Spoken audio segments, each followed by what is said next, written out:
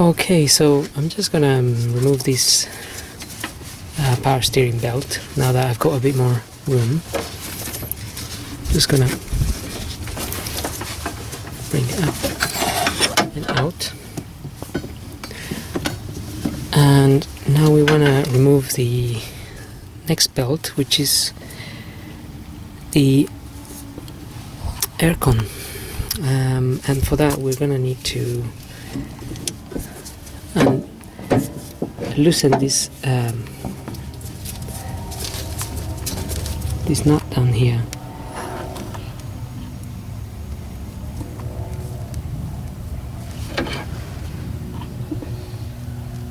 There is a nut down here that we need to loosen up, and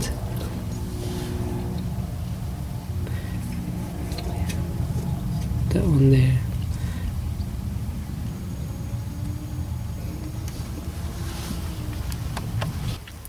So to remove that belt, the aircon belt, we need to loosen this one. Just loosen it up and you'll be able to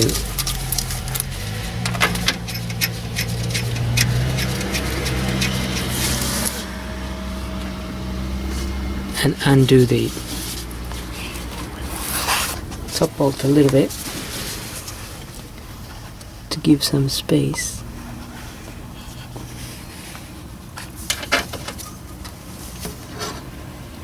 There we are. Undo that, and then what we need to do is loosen this pulley, that pulley bolt, loosen it up, and once loosened, the pulley will just drop, and then you can remove the belt.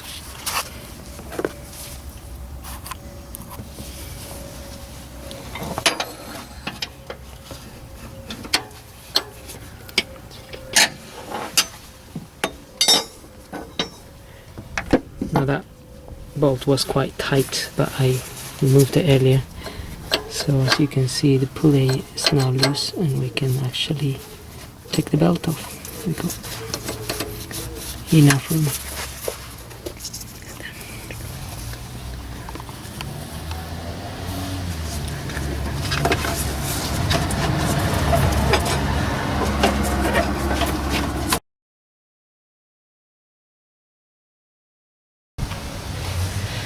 Okay, so once you remove the once you loosen the bolts to remove the air conditioning belt, to fully remove it, you're gonna need to remove the bottom engine mounting, which you can access from below.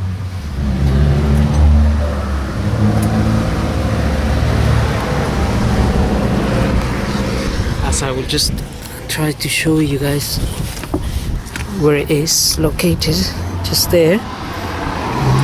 And I actually went ahead and removed it and found out that it was broken,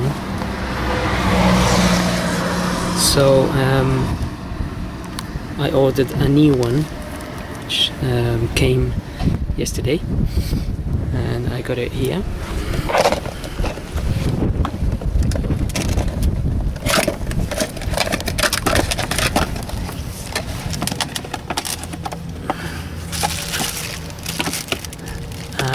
I will be putting it back on once I get all the belts back on, but not yet. So yeah, you just need to remove that to be able to remove the belt, the AC belt. And now we're gonna carry on with the removing the alternator belt, so we can carry on with the job. Now, to remove the alternator belt, there is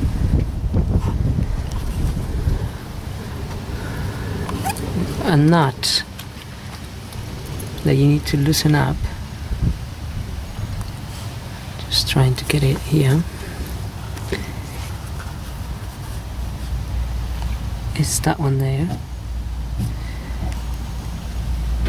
If you can loosen that up, this, once you get it loose, and you also get, and there's another one below. If you loosen that one too, you need to get it from under the car, then the alternator will be free to move, to slide, and then you can actually go ahead and remove the alternator belt, which is just there. Okay, now that I've removed the alternator belt, I'm gonna go ahead and line up the camshafts and the bottom pulley. Now, as you can see here, there are some arrows, and there is 2 little holes, and on the camshafts there is 2 little holes. And what you need to do is you need to turn the camshaft from the bottom pulley. You need to turn the engine until these 2 holes are in line, and you can use a drill bit to lock them in place. So I'm just gonna go ahead and do that.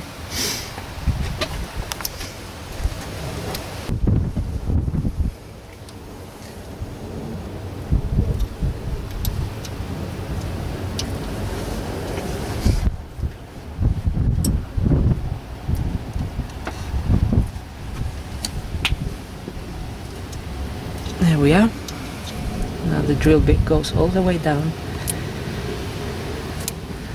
and so the camshaft is locked in place. And I'm just gonna get another drill bit, and I'm gonna place it on this one.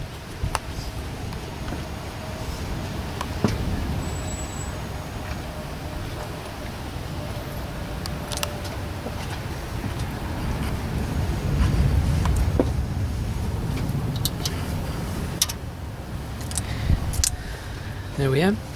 And as you can see, the arrows here, they also align with 2 marks on the camshafts over here.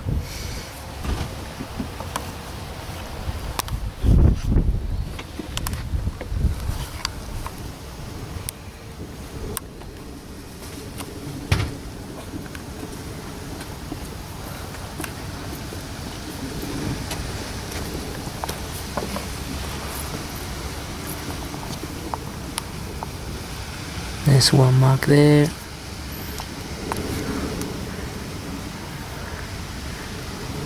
And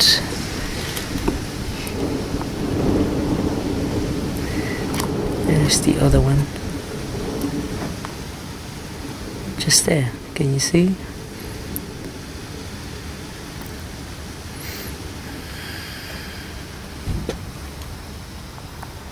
There's just a couple of little arrows showing that the camshafts are in the up position.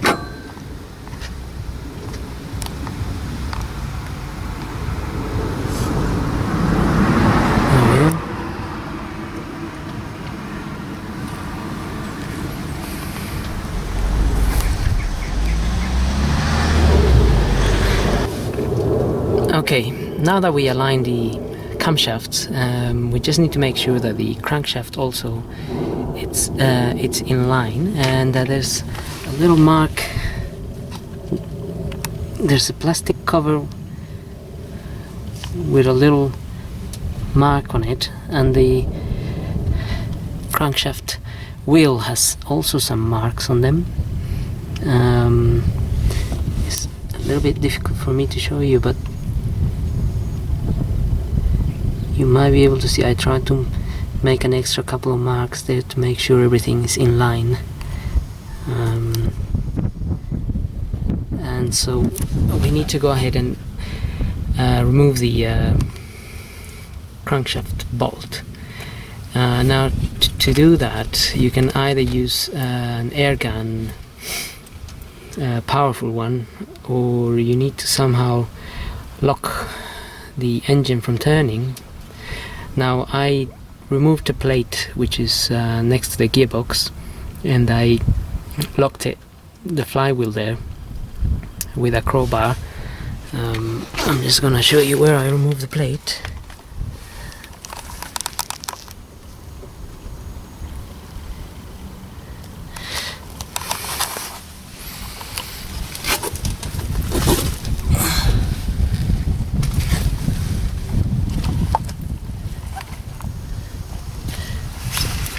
Just on the gearbox I managed to remove that plate which covers the flywheel, and I managed to lock the engine with a crowbar from there, as I mentioned, and then used a bar to undo this bolt, which is quite tight, but nevertheless managed to get it loose, and so I can go ahead and take the crankshaft pulley off.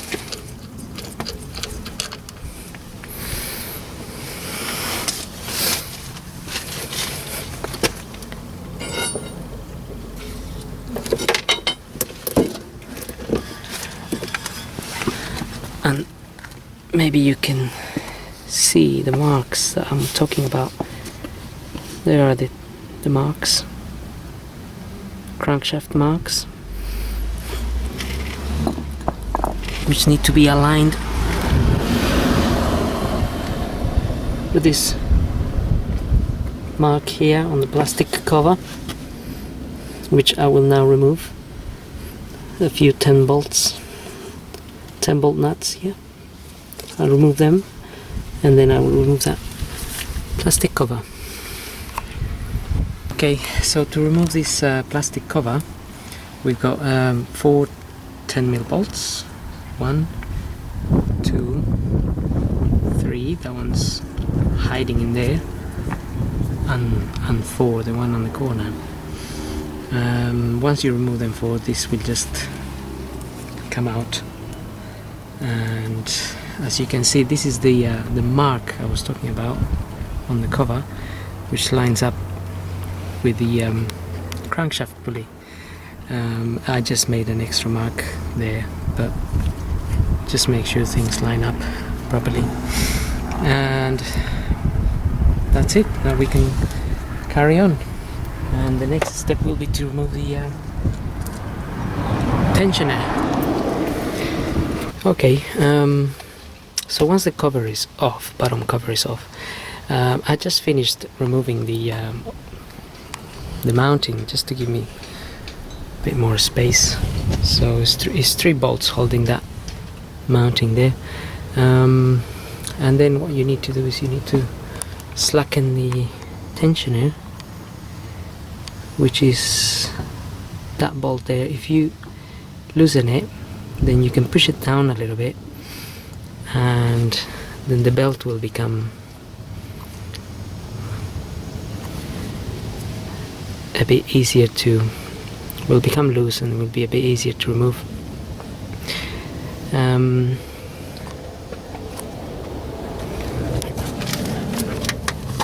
So from here I'm just going to remove this. Be careful not to lose this little thing here, which slides in there. I'm just going to remove these, and then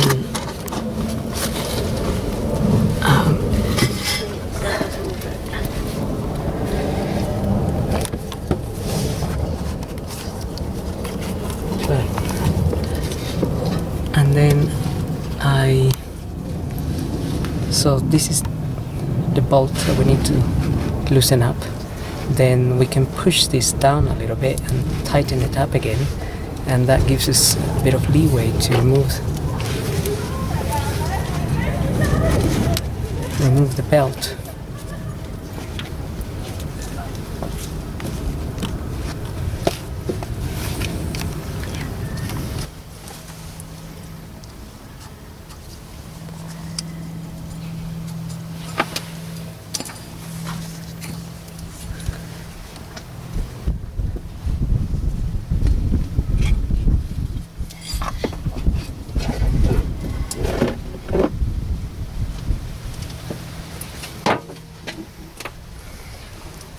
So here's the belt, and it doesn't actually look too bad.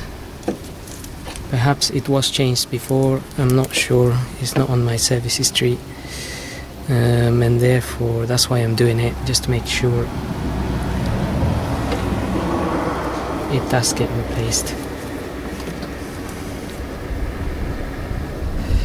Okay, so once the belt is off, there is yet another little mark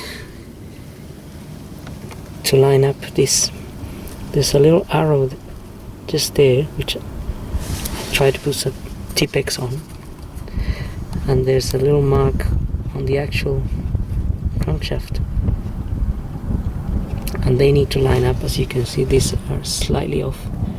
I will just line them up, and so before we refit the new belt, make sure those are in line, and of course we locked our cams in position, but just make sure that they are in the up position and locked in place.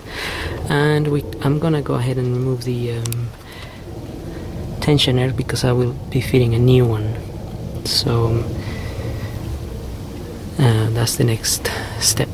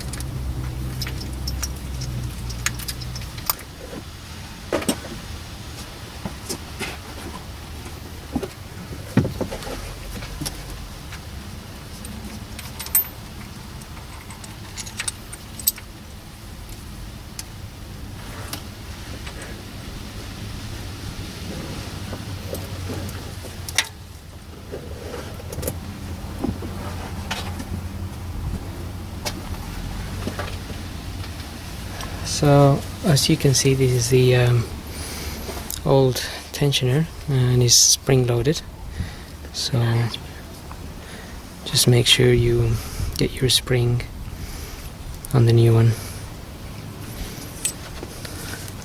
This doesn't actually look too bad, but we'll fit a new one anyway, and I will be doing that now. Also, I'd just like to mention that if you are gonna change the cam belt, you might as well go ahead and change the water pump, unless somebody done it before for you or something. But to change the water pump, it involves doing all this work anyway, so it's worth changing it. In my case, it looks like it's been replaced, and it looks like the cam belt was replaced, but so I will leave the water pump, but I will put a new belt in it. Okay, so I will continue now.